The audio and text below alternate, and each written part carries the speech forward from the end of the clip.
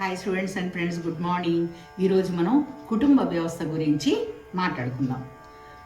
కుటుంబ వ్యవస్థ ఇక నిలుపబడదు, త్వరలోనే కూలిపోతుంది అని అధ్యయనాలు తెలుపుతున్నాయి. ఎందుకు? దానికి కారణం ఏంటి? అతి తెలివి, అహంకారం, అసూయ. ఇవి ప్రతి ఇంట్లో, ప్రతి చిన్న పిల్లల దగ్గర నుంచి పెద్దవాళ్ళ దాకా ఉంటున్నాయి. అంతేకాదు, అందరం సమానమే అనేటువంటి భావం పెరిగిపోవడం, చిన్న తప్పుని కూడా భరించలేకపోవడం.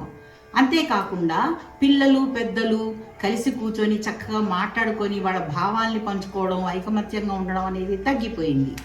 ఎక్కువసేపు టీవీల్లోనో, సెల్ ఫోన్లలోనో, నెట్ ప్రోగ్రామ్స్లోనూ ఉంటూ ఎక్కువగా కాన్సన్ట్రేషన్ వేరే వేరే వాటి మీద ఎక్కువగా చూపించడం, ఏ సినిమా వచ్చింది, ఏ హీరో హీరోయిన్లు ఏం తిన్నారో వీటి మీద ఎక్కువగా అవి చెప్పగలరు, కానీ ఇంట్లో ఏం జరుగుతోంది అనే విషయం తెలుసుకోలేకపోతున్నారు. చిన్న చిన్న విషయాలు కలిగి స్వంత వారిని దూరం చేసుకోవడం, ఎవరో ఒకరి నోటి దురుసుతనం వల్ల కుటుంబం అంతా చెదిరిపోవడం, ఆర్థిక విషయాలలో స్వార్థం, స్వాతంత్రంపై శ్రద్ధ చూపడం, తల్లిదండ్రులకు పిల్లలకు అవగాహన లేకపోవడం, ఆర్థిక స్థితిగతులు, వ్యత్యాసాలు, పోలికలు, ఇలా అనేక విషయాలలో కుటుంబ వ్యవస్థ పైన ప్రభావితం చూపుతున్నాయి. మనిషికి మరో మనిషి అంటే గిట్టనితనం, జలసాలు జరుపుకోవడానికి ఎంత క్రూరత్వానికైనా వెనుకాడకపోవడము, విదేశాలలో ఉద్యోగాలు లేదా చదువులకి వెళ్ళడం వల్ల ఏమవుతుందంటే పరస్పరం మాట్లాడుకోవడం కానీ ప్రత్యక్ష సంబంధాలకి దూరం అయిపోతున్నాం. అంతేకాకుండా సోషల్ మీడియా వల్ల కూడా ఎట్లాంటి ప్రభావం చూపిస్తున్నాయి? ఎవరైనా మరణిస్తే ఒక మంచి ఆకర్షణీయమైనటువంటి ఒక మెసేజ్ పెడుతున్నారు.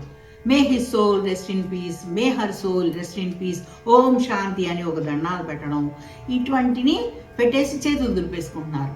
అసలు ఫ్రెండ్షిప్ ఏంటి? ఎన్నో సంవత్సరాల ఫ్రెండ్షిప్ని కూడా ఈ మెసేజ్లతో దూరం చేసేసుకుంటున్నారు. అందరూ దూరం అయిపోతున్నారు.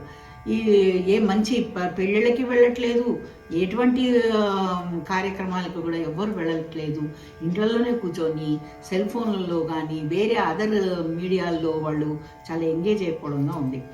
ఈ విధంగా కొనసాగితే కొంత త్వరలోనే కుటుంబ వ్యవస్థే కాదు, అది స్నేహ సంబంధాలు, తర్వాత మానవ సంబంధాలు కూడా అన్నీ తెగిపోతాయి, అన్నీ కుప్పగూలిపోతాయి అని చెప్పి అధ్యయనాలు తెలుపుతున్నాయి. ఇందులో అతిశయోక్తే లేదు. అందుకనే ఐకమత్యమే మహాబలము అన్నారు. అందుకనే అందరూ కూడా కలిసిమెలిసి ఉంటూ సంబంధ బాంధవ్యాలను పెంచుకుంటూ చక్కగా ప్రేమగా ఉంటూ, ఎందుకంటే ఎవరి జీవితం ఎప్పుడు ముగుస్తుందో తెలియదు కనుక ఉన్ననాళ్ళన్నా ఆనందంగా, ప్రశాంతంగా, సంతోషంగా జీవితం గడుపుతూ ఉంటే బాగుంటుంది. అప్పుడు ఈ కుటుంబ వ్యవస్థ కూడా బాగుంటుంది.